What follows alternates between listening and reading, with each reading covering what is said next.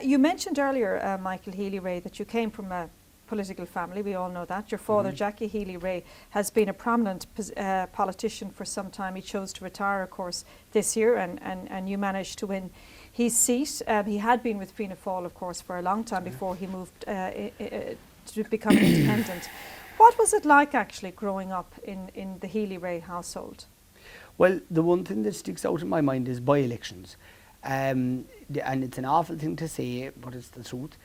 When I was in the national school, and if I came home from school and if I heard the TD was after dying in some part of the country, what it meant to me was that a number of months later I'd be getting 3 weeks off of school because my father would be off fighting the by-election and I'd go with him. And even as a young fella, you'd be doing that? Yeah, and you'd be gone for 3 weeks. And it's not as though you were going on your holidays, because you'd be doing the mundane work that was involved with being a young fella on an election campaign. It could be giving out leaflets, it could have been putting up posters up on poles, doing whatever. But you'd be working, again, from morning till night, you'd be working on the by-election campaign. And I used to enjoy that, and there was successes and there was losses as well, because there's one thing about politics, you have to always be willing to accept defeat, in that it's not always going to go right all the time, you know. And your parents were separated when you were a boy. That's right, yeah. So how did that work out? Did you stay with your mother or did you stay with your dad? Yeah, well, I mean, the one point about being diplomatic is you try and how would you say, you would try. You want to hurt the feelings of either one, I suppose, exactly. You would be, you know, and all those type of situations are difficult when they occur. And I suppose nowadays it's more, how do you say? Acceptable. Yes, it's more common and more of an occurrence nowadays than at that time, you know. At that time, it because in Kerry that would not have been no, it wouldn't normal. have been. Oh, you no. know, you're talking rural Ireland. That's right. Was that difficult for you as children well, coming from that background? It was, I suppose, but again, you know, you'd be tough and you have to, you know, keep tearing away all the time, regardless of whatever life's situations are thrown at you. You know. Did it influence you in any way in terms of your own approach to families and? Well, I mean, nobody can ever bargain for what the future will hold in any situation, and all you have to be is you have to be adaptable and you have to be understanding of why situations occur and things like that, and get on with it and go to school and get an education and work, and that's it. And your father, Jacky Healy-Rae, you worked with him for a long time on his election campaign when you were still a councillor. I was his director of elections for every election that he had, and I must admit I used to really thoroughly enjoy direct elections, because we are very fortunate in that we have an absolutely excellent campaign team of canvassers. Because remember one thing about politics, then you're placing, since we started this interview, you're placing a big significance on the candidate, and you're on about what does the candidate do when the candidate comes to Dublin, and what does the candidate do and what's he not doing and all this. There's one thing that you're forgetting. The most important part of any candidate is get the candidate and put him standing out where he came from and see who's with him. And a candidate is as good as the people that are with him. And if you're surrounded by good people with good heads who are from different sectors of society, there could be business people, there could be unemployed people, there could be business people, and that mixture, that group, the heads that are around you and that go out fighting for you to get elected, you can judge the candidate by judging those people. And we're very fortunate in that we really have good people backing us. You very, very young people, middle-aged people, and elderly people.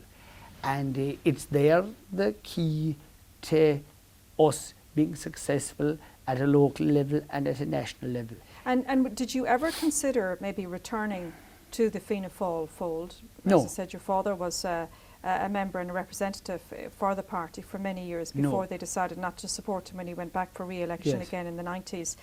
Definitely not. No. And I mean, that question, for the first number of years when my father went to the Dáil, every reporter that used stand in front of my father, they'd say, well, when are you going back to Fianna Fáil? And like, how many times did we have to say, no, we're not? How many times did we have to say, that's not on, it's not going to happen? And I mean, they'd still come back with the same question. Now it's getting a bit boring at this stage to be asked the same question over and over again. I mean, do you know, if it would take, for instance, how small Fianna Fáil are gone at this stage, if we could get a bit stronger, we'd nearly be as big as them ourselves at this stage. The independent groups. Why in the name of God would you want to be going back? Do you think it's the end of the road for Fianna Fáil? It's not for me to talk about another party. I wish everybody, all other politicians, I don't care whether they're Fianna Fáil, Fine Gael, or whatever they are, the best of good luck to the whole lot of them. But it isn't for me to have any judgment or giving views on, well, what do I think is going to happen to a political party in the future. There's one person that I have to watch what will happen in the future, and that's ourselves, and make sure that we're there to represent the people. Do you think, though, that you will really get to achieve that much as an independent TD, especially now that you're out of the technical group, because the government, the coalition, has so many seats, it's so powerful? Yeah, any person that's in that technical group, you're giving the impression that they're some bit better off than I am. I told you already, I can have the exact same input into the working of the Dáil as what a person in the technical group will have. So, I mean, you could say the same thing about any one of the 166 TDs that are there that isn't councillor or that isn't a But those who are minister. members of the Yes. of Fine Gael or Labour are part of the government. Yes, and Sharon, I have to tell you, anytime I'll stand up and speak, whose time am I speaking on? All I But it's not time. just about speaking, it's about what, No, but what influence you can exert Well, over the I'd political certainly system. say that any approaches or dealings that I've had with any ministers of this government so far, touch wood, have been very positive, and they're very, very helpful to me. Just before we go, Michael, and I don't want to be returning to your dad all the time, but Jacky Healy-Rae, is he definitely going for the presidency?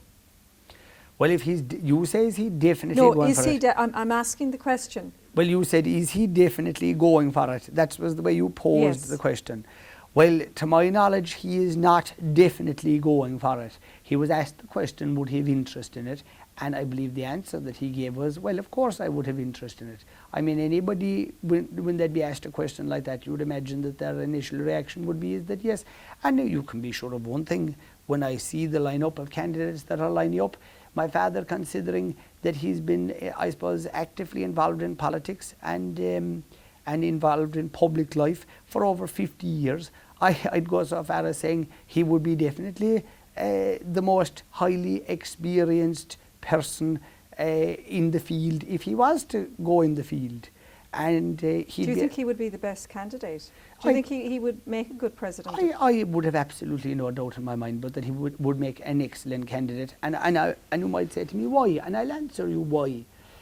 Any person will understand and appreciate that a person that's older than you knows more than you. They've seen more of the world. They know more about the problems that young, middle-aged and older people face every day.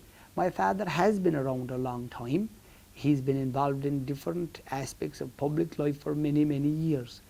And whether it was in the early days with the Gaelic Athletic Association, whether it was with Comhaltas, whether it was in local politics or national politics, and all the different community groups that he's dealt with all his life, of course he would be, in my opinion, the most experienced and able person for the job.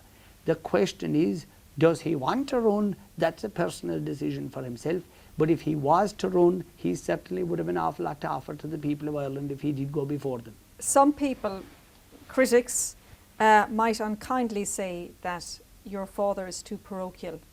Here's a man who wears a cap like yourself, and they might believe that he isn't sophisticated enough to be president of the country, representing us when he would go abroad. Any person that would say that would be a matter for themselves.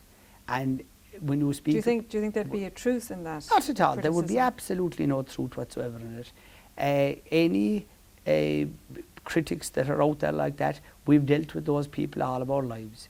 And if you go on the internet at any time, you will see plenty what I would consider nasty stuff going on about us at all times. And what I'd say to those critics, and I'd like to address them, if they think that they would make a better politician than me or than anybody else in my family, maybe they'd like to run themselves. But you have people out there who can be vicious in their outlook on other people, and that's a matter for themselves. The people that I respect and the people that I cherish very, very much are the people out there who might have what I would call genuine differing opinions of us. That's a completely different thing. But there are people who sometimes, but that's a matter for themselves, they're inclined to look down their noses at people like us. But that's a matter for themselves to deal with, and they can answer to themselves. Does it hurt you to see Not all at all. that stuff? Not at all. I wouldn't take any No? bit of notice of it. If I was to take, Even though it's very personal at times. some of if the I was to be criticisms. worried about people like that, I wouldn't be able to function at all.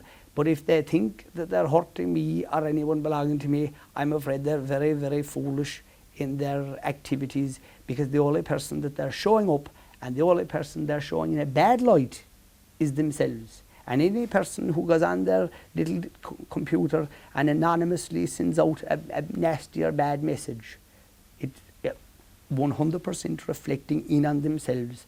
They're leading a very unusual type of a life if they want to come out and do something like that. I would respect a person very much who airs a view and puts their name to it. And this is me, this is my name, this is my address, and I have this opinion. In other words, somebody writing to paper and giving their full name. I very much respect that. That's democracy. That's great. Whatever. Even if they're critical of you or Or whatever. even if that's democracy. But what I don't like is people who use false names and use bad language and who are really condescending about people, are really personally attacking them. Again, that's a very shallow person in my opinion. If they're men or if they're women, put their names to it and put their addresses to it, so we can respond to them and we can talk to them and we can see what exactly is bothering them. Okay, we'll leave it there. But Michael Healy-Rae, thank you very much. Thank you very much.